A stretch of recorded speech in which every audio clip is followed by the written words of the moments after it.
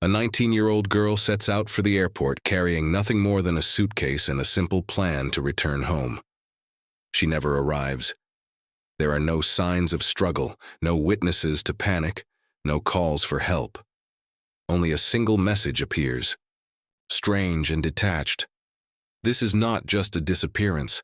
It is an unsolved silence that has lingered for years across Virginia. Imagine having a plan so ordinary that it barely deserves attention. A ride to the airport, a scheduled flight, a predictable return to routine. Now imagine that plan dissolving somewhere between departure and arrival.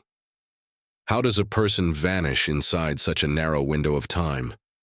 Did she choose to disappear, or was that choice taken from her before she understood what was happening? Cases like this do not rely on violence to disturb you. They rely on absence. The absence of explanation, of closure, of logic. If you are drawn to stories where the quiet details carry the heaviest weight, stay with this one. And if you find yourself still thinking about this case, don't forget to subscribe, share this story, and stay part of the conversation. In December of 2015, Spotsylvania County, Virginia, existed in a state of seasonal stillness. The air carried the familiar calm of winter, where routines slow down and families gather closer. Decorations appeared on porches, soft lights reflected in windows, and conversations turned toward holidays. Nothing in that environment suggested disruption. It felt contained, predictable, and safe in the way small communities often do. There is a subtle illusion in places like this. It is not that danger is absent, but that it rarely reveals itself. Life moves in quiet repetition, creating a sense of safety. People trust familiarity and routine. So when that rhythm suddenly breaks, it does not feel gradual but immediate, like something hidden has finally surfaced. No one in that town could have anticipated how quickly normalcy would collapse. A single day would divide everything into before and after, the kind of division that cannot be repaired, only revisited. Even now, years later, the memory of that shift remains unresolved, suspended between questions that were asked and answers that never came. At the center of this silence is Katelin Akens. 19 years old, she stood at the threshold between adolescence and independence. She lived in Arizona with her biological father, building a life that was still forming, still uncertain, but undeniably hers.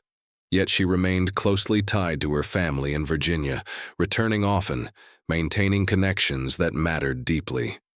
Katelin was not someone who drifted away from communication. She stayed in touch, checked in, shared moments, and remained present in the lives of those who cared about her. She had interests that grounded her, including art and social media, small expressions of identity that reflected a young woman still shaping her future. There was no pattern of withdrawal, no signal that she intended to disappear. This trip was meant to be temporary, a simple holiday visit with her mother and younger brother before returning to Arizona. The plan was ordinary and predictable. She would leave, board her flight, and continue her life. Nothing about it suggested risk, deviation, or uncertainty, yet simplicity can be deceptive. Even the most ordinary plans rely on unseen assumptions, that everything will go as expected, that people will behave the same, that nothing will go wrong. When those assumptions fail, the collapse feels sudden, leaving behind fragments that no longer make sense. One of the central figures in this story is Gregory Latimer, Katelin's stepfather. His role at first appears entirely routine. On the morning of December 5th, he was tasked with driving Katelin to Washington Dulles International Airport. It was a practical responsibility, one that likely required little thought. A ride, a drop-off, a goodbye. Nothing more complicated than that. But roles gain significance in hindsight. The person who performs an ordinary task can become the last known link in an extraordinary disappearance. Gregory Latimer was the last individual, confirmed to have seen Katelin in person. That fact alone places him at the center of attention, not because of immediate guilt, but because of proximity to the moment everything changed. What follows in cases like this is rarely straightforward. Statements are given, timelines constructed, and small inconsistencies begin to emerge. At first, they seem insignificant, easily explained by stress or memory. But over time, these details accumulate, forming patterns that invite deeper scrutiny. The environment around Katelin's life showed no clear warning signs, and everything appeared stable, functional, and typical from the outside. However, appearances are often incomplete narratives. Families, like individuals, contain layers that are not immediately visible. Tensions can exist quietly, unspoken and unresolved, while emotional distance forms without acknowledgement. These internal dynamics do not always lead to tragedy, but when something does occur, they shape how events are understood, turning ordinary relationships into critical pieces of a much larger, more complex story. In the absence of clear evidence, the mind begins searching for meaning in relationships, behavior, and subtle shifts once ignored. It is within these quiet gaps that doubt slowly takes root, not as certainty, but as a lingering question. Was everything truly as normal as it seemed, or were there fractures beneath the surface that no one had fully recognized until now? The story of Katelin Akens does not begin with chaos but with routine, and that is precisely what makes it so unsettling. There is no dramatic warning, no visible escalation, only a sequence of ordinary decisions leading quietly toward an outcome that defies explanation. The shift from normal to unknown happens without notice, leaving behind a timeline that no longer aligns with reality. Perhaps the most disturbing realization is how easily a life can move from presence to absence without a clear moment of rupture. Something irreversible can unfold within the boundaries of an otherwise ordinary day. No one in Katelin's family could have known that the ride to the airport that morning would become the final confirmed chapter of her story, a goodbye that would never truly end. The morning of December 5, 2015 began without tension. Katelin Akens prepared to leave as planned, gathering her belongings with the quiet efficiency of someone following a familiar routine. Her flight back to Arizona was scheduled, her luggage packed, her expectations unchanged. There was no indication that this day would diverge from anything she had done before. No signal that this routine departure would become irreversible. Gregory Latimer was the one who drove her. The arrangement itself was ordinary, almost automatic. A stepfather taking his stepdaughter to the airport required no explanation, no second thought. It was a role defined by convenience and proximity. Yet in retrospect, that simplicity becomes unsettling. Because when the ordinary becomes the final point of contact, every detail begins to carry a different weight. During the drive, nothing was officially reported as unusual. There were no emergency calls, no witnesses describing conflict, no disruptions recorded along the route. From the outside, the journey appears uneventful, but absence of evidence is not evidence of absence. The silence of that car ride becomes one of the most opaque spaces in the entire case, a gap where something could have shifted without leaving a trace. Then, at some point after that drive, a message was sent from Katelin's phone. It did not align with her plan. It stated that she would not be boarding her flight and would instead stay with a friend. This friend was unknown to her family. The message was brief, casual on the surface, but it carried a tone that felt disconnected from her usual way of communicating. For her family, the discomfort was immediate. It was not only what the message said, but how it said it. Language follows patterns, often unconsciously. When those patterns shift even slightly, the difference feels unmistakable. In this case, the message did not sound like Katelin, and that subtle change raised deeper concern. Imagine receiving a message from someone you know well and sensing something is wrong almost instantly, not because of the content, but because of a subtle shift in tone.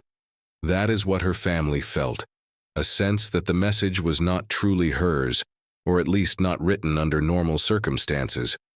According to Gregory Latimer, he had dropped Katelin off at Washington Dulles International Airport.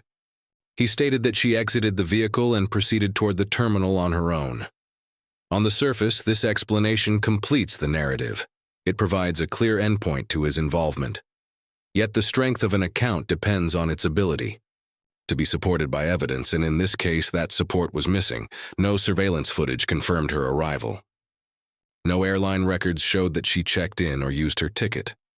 No witnesses came forward to say they had seen her inside the airport.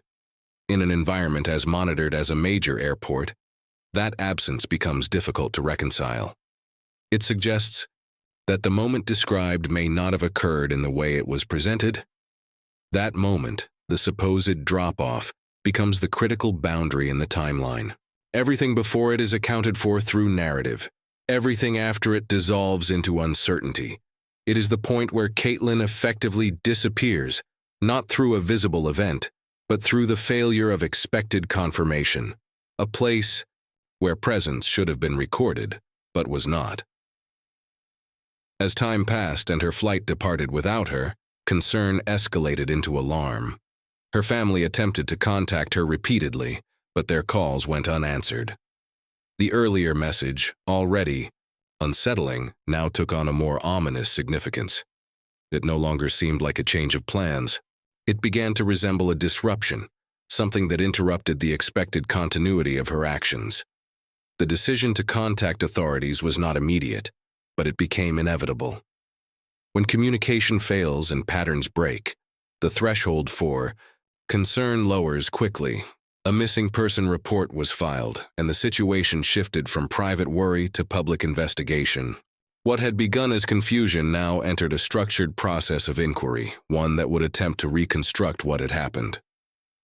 From the beginning, Gregory Latimer's account stood as the central narrative to be examined.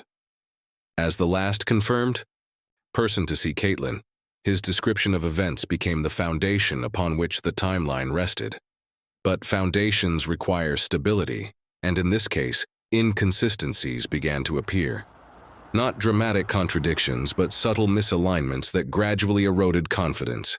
He could not provide clear, verifiable proof that he had actually reached the airport.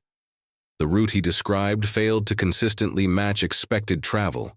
Patterns and the timing of the trip did not align with distance or traffic conditions. Individually, each discrepancy might be explained. But taken together, they formed a pattern that quietly demanded closer scrutiny and deeper examination from investigators. In investigative psychology, inconsistency does not automatically indicate deception. Memory can distort under stress, and details can blur over time. However, when inconsistencies appear at critical points in a narrative, they gain weight. They may reflect selective recall or something more deliberate. As attention intensified, Gregory's role shifted, and what he did not say became as significant as what he did. Then came a detail that altered the trajectory of the investigation. Data from Katelin's phone showed its last known location was not near the airport, but somewhere else entirely. This discrepancy was significant, directly challenging the claim that she had been dropped off at Dulles and raising immediate doubts about the accuracy of Gregory's account. The implication was difficult to ignore. If her phone never reached the airport, then either it had been separated from her before arrival or the entire drop-off story was incorrect. Both possibilities introduced new uncertainty, expanding the case beyond a simple disappearance into something more complex, where intention and misdirection began to feel increasingly plausible. At this stage, the investigation shifted in focus. It was no longer about tracing a known route, but questioning whether that route had ever existed as described. The narrative itself became unstable.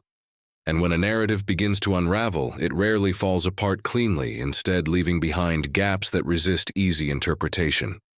What remained was a growing sense that the truth was fragmented rather than hidden. Each new detail added complexity instead of clarity. The silence surrounding Katelin's disappearance became active, shaping the investigation itself. As detectives followed these fragments, they realized the answers ahead would not simplify the case, but deepen the mystery even further. The investigation began with something deceptively simple: a route. Gregory Latimer had described the path he claimed to have taken to Washington Dulles Airport. Investigators followed that path piece by piece, mapping it against time, distance, and probability. On paper, it seemed traceable. In reality, it began to dissolve under scrutiny, as if the road itself refused to confirm his version. Traffic cameras were reviewed, not selectively, but exhaustively. Gas stations, intersections, and nearby businesses were checked for any visual confirmation. In a modern environment where movement is constantly recorded, the expectation was not to find nothing but something, even a fragment. Yet the absence persisted, and that absence became louder than any single piece of evidence ever could. They extended the search beyond visuals. Digital traces were examined with the same precision. Katelin's phone data, GPS signals, and communication logs were analyzed in detail. Each data point was treated as a potential anchor to reality, but instead of forming a clear timeline, the data introduced contradictions, reinforcing the idea that the narrative being followed might not reflect what actually happened. Suspicion does not emerge all at once. It accumulates. In this case, it built slowly, supported by the lack of confirmation where confirmation should have been unavoidable. The route existed, but the evidence of travel along that route did not. This discrepancy transformed the investigation from a search for a missing person into an examination of truth itself. As the case entered public awareness, the atmosphere shifted. Media coverage expanded beyond local concern, bringing the story into a broader conversation. Headlines framed the disappearance as both mysterious and unsettling. The idea that someone could vanish so completely within such a controlled sequence of events captured attention in a way that demanded explanation. The community responded with a mixture of empathy and unease. People followed updates closely, not only because of concern for Katelin, but because the case challenged their assumptions about safety. If something like this could happen within a familiar environment, then the boundaries that defined security suddenly felt less reliable, less stable, and far more fragile than before. On social media, speculation moved faster than verified information. Theories emerged, evolved, and often contradicted one another. Some focused on the possibility of an unknown third party. Others returned repeatedly to the same central figure. In these discussions, certainty was rare, but suspicion was constant, and it tended to concentrate around the same unresolved questions. For Katelin's family, this public attention created a different kind of pressure. Grief was no longer private. Uncertainty was no longer contained. Every development, every rumor, every fragment of information became part of a narrative they had to endure without resolution. The search for answers was no longer just investigative.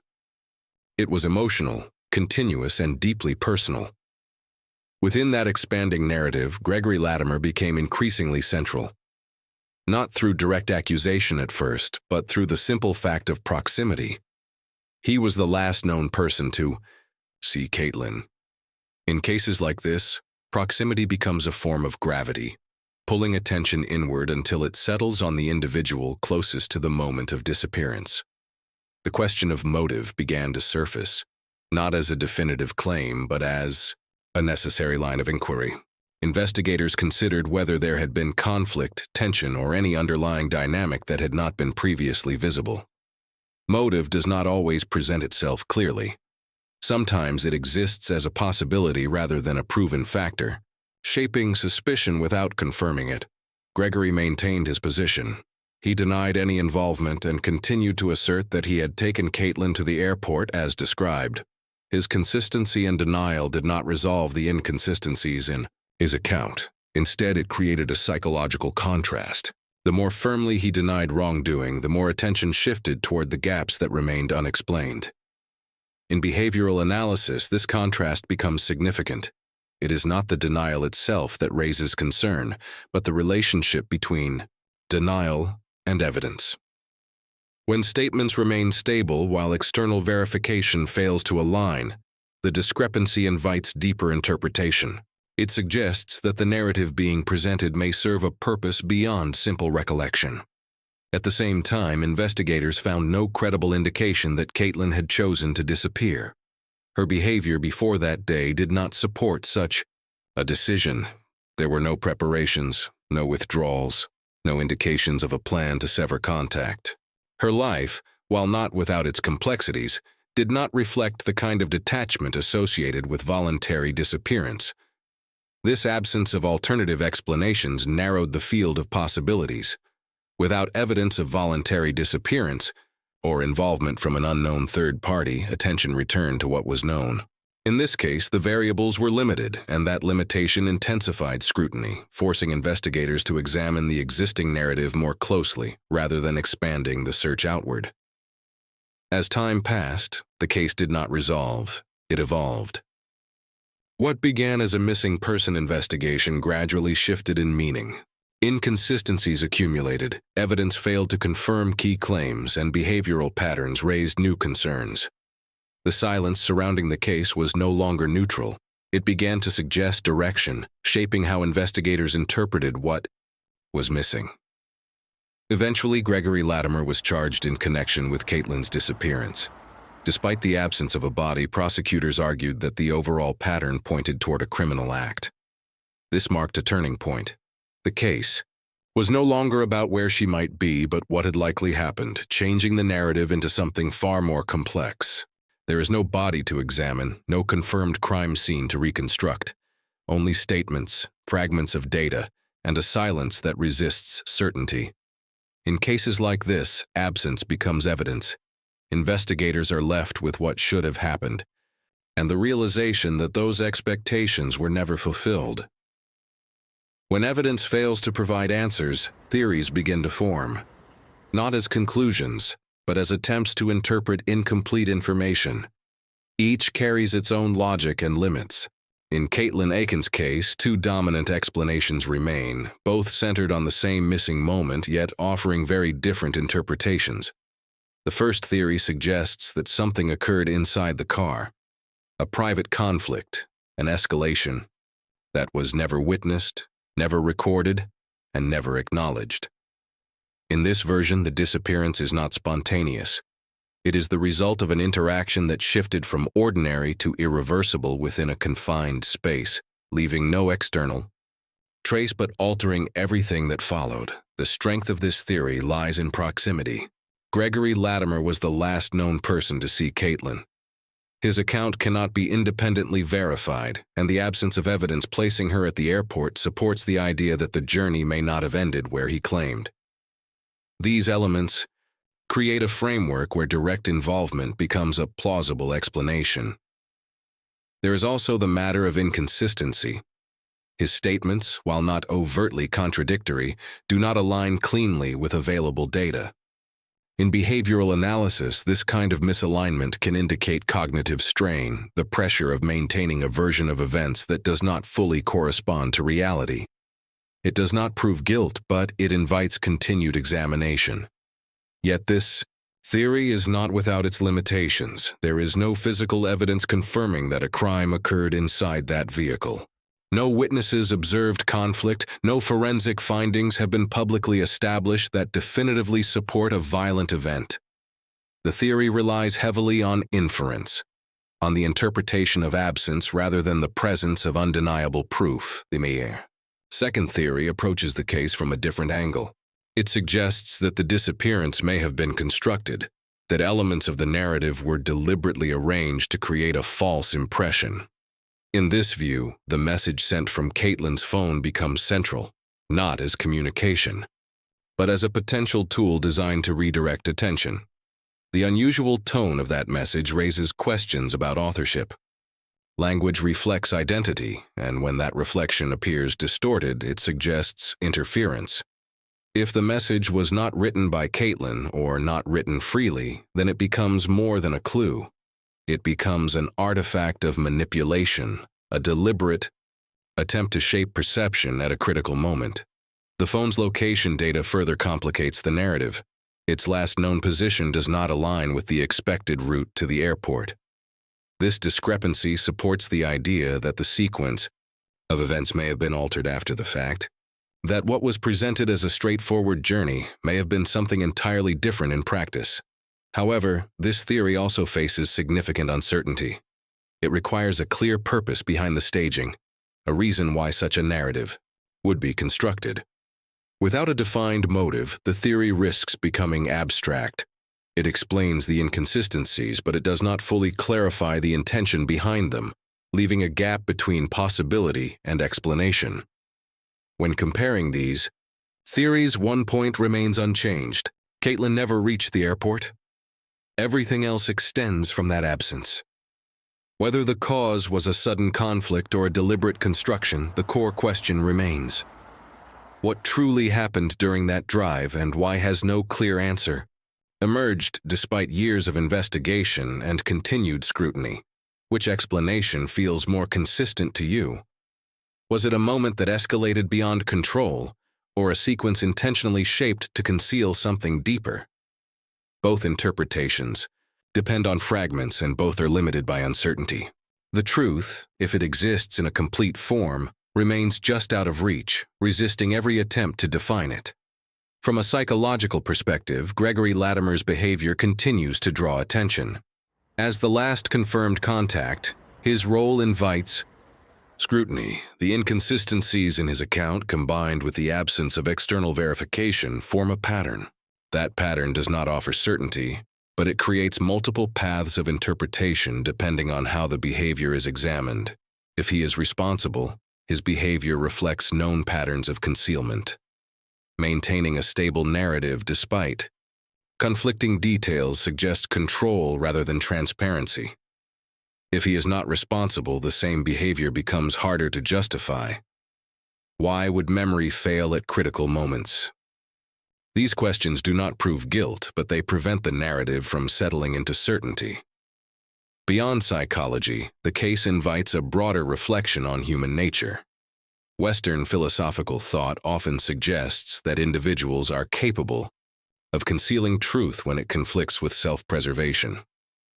In that framework, deception is not an anomaly, but a response, a way to maintain control when reality threatens to disrupt identity or consequence.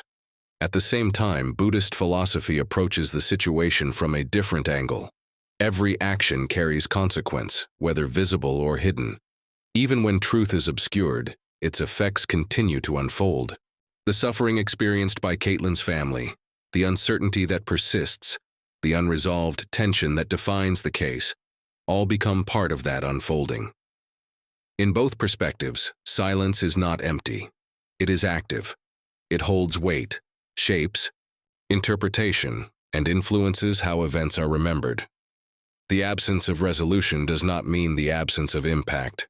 On the contrary, it often amplifies it, allowing questions to echo longer than answers ever could. More than a decade has passed, and Katelin Akens has not been found. Time has moved forward, but the case has not closed. For her family, the waiting continues, defined not by hope alone, but by the need for clarity. Even the smallest piece of truth would alter the landscape of their uncertainty. This case is not only about what happened, it is about how little is required for certainty to collapse. A short drive, a missing confirmation, a message that does not feel right. These elements, individually minor, collectively become enough to dismantle an entire narrative and replace it with something far more difficult to accept. And in the end, what remains is not a conclusion, but a silence that persists. A silence shaped by absence, sustained by unanswered questions, and felt most deeply by those closest to it. Some crimes leave no screams, only questions, and some silences echo louder than any confession. Thank you for listening to Criminal Mindcast.